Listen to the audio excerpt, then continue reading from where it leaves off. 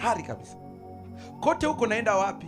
Naongea habari ya kizazi ambacho kimeharibiwa kwa kile wanachokiona, kimeharibiwa kwa kile wanachokula, kimeharibiwa kwa kile ambacho wanakisikia. Mfumo wote umetegwa kila mahali, alafu niambie unaweza kuishi bila Yesu? Utoboi. Tunamhitaji Yesu kuliko kizazi kingine chochote. Wanawake wanaongoza kwa kutumia kemiko nyingi kuliko wanaume kwa mwaka. Mimi hapa unavyoniona asubuhi, nimeamka sijapaka hata mafuta usoni na siku inaenda. Ila mdada ana vya kutosha kemiko.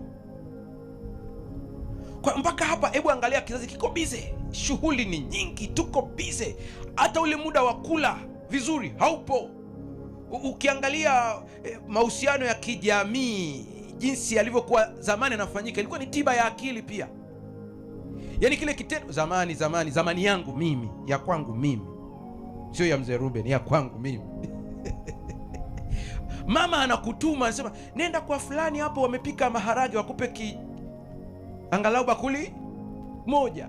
Mnaenda hapo kweli, unapewa, unakuja na nyie huku mna msele. Anasema mpelekee na eka msele kidogo. Si ndio hivyo jamani?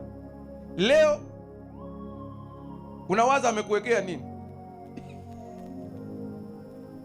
Kwanza ukiona mtu anakazana kukaribisha chakula sana, unajita huu upendo wa kawaida ni agape au ni fileo hii? Ndio kizazi tulicho nacho sasa hivi. Kwa msongo uko kila mahali, kila mahali.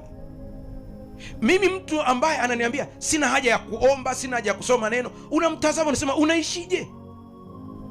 Kwa sababu katika kusoma neno, katika uhusiano na Kristo, kuna vitu Kristo atakufunulia ambavyo sayansi haijakufunulia. Nyie ni mashahidi, kuna wakati unaamka tu